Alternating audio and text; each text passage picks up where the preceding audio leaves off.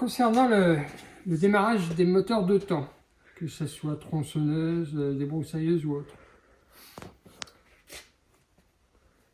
le mieux pour moi, c'est de faire son mélange soi-même. Pourquoi? Parce que vous allez trouver donc du mélange tout prêt en grande surface, en Castorama et compagnie. Mais ce mélange, il sera à un pourcentage donné. Alors, il est important, à réception de chaque machine de temps, de regarder la notice du fabricant et de regarder le taux d'huile préconisé par le fabricant. On va trouver classiquement des taux d'huile qui vont de 2 à 4%. Ce que vous allez acheter, ce sera un taux fixe qui sera probablement de l'ordre de 2,5%. Donc si vous utilisez un mélange de 2,5%, là où le fabricant préconise un mélange à 4%, et bien votre moteur il devrait finir par serrer au bout d'un certain temps. Ça, c'est la première des choses à savoir.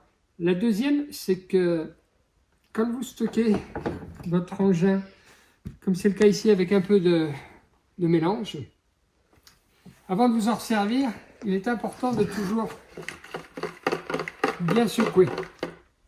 Pourquoi? Parce que l'huile qu'on a mis dedans, elle ne se dissout pas, elle se mélange, comme son nom l'indique, elle se mélange. L'huile étant d'une densité supérieure à celle de l'essence, avec le temps, elle va se décanter vers le fond. Si vous appuyez tout de suite sur la poire d'amorçage, vous allez aspirer de l'huile et vous allez mettre en panne votre moteur de temps. Donc toujours bien mélanger. J'ouvre une parenthèse aussi sur la conservation des essences. Ne jamais conserver de l'essence trop longtemps. Vous pouvez utiliser ce que l'on appelle un stabilisateur d'essence qui vous permettra de la garder un peu plus. Mais en règle générale, une essence ne passe pas d'une saison à l'autre. Donc même avec un stabilisateur, évitez de garder 4 ou 5 mois votre essence, sinon vous allez avoir des soucis. Il faut savoir qu'à partir de 3 semaines, une essence commence à se détériorer. Et dernière chose concernant l'essence, nous préconisons l'utilisation principalement du samplon 98. Si vous ne trouvez pas de samplon 98, du samplon 95 E5, mais évitez le E10, qui est une essence qui a tendance à condenser, donc qui génère des soucis, surtout sur les moteurs à 4 temps. Concernant la procédure d'un moteur à 2 temps, une fois que vous avez fait votre plein, vous avez toujours une poire d'amorçage. Donc il faut pomper pour aspirer. Là, l'essence commence à arriver dans la poire.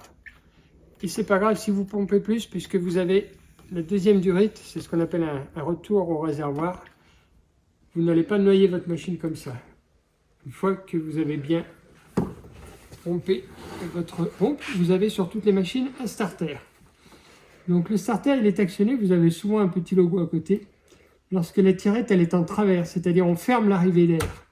Donc pour démarrer, on va se mettre en position starter fermé pour démarrer. Vous laissez chauffer 20-30 secondes et une fois que le moteur est un peu chaud, vous pouvez rebasculer sur ouvert.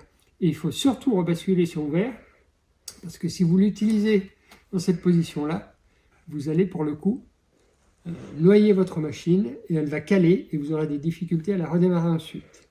Donc voilà, une fois qu'elle a démarré et que le moteur est un peu chaud, vous rebasculez bien votre starter vers le bas. Et je crois que je vous ai tout dit pour le moteur de temps.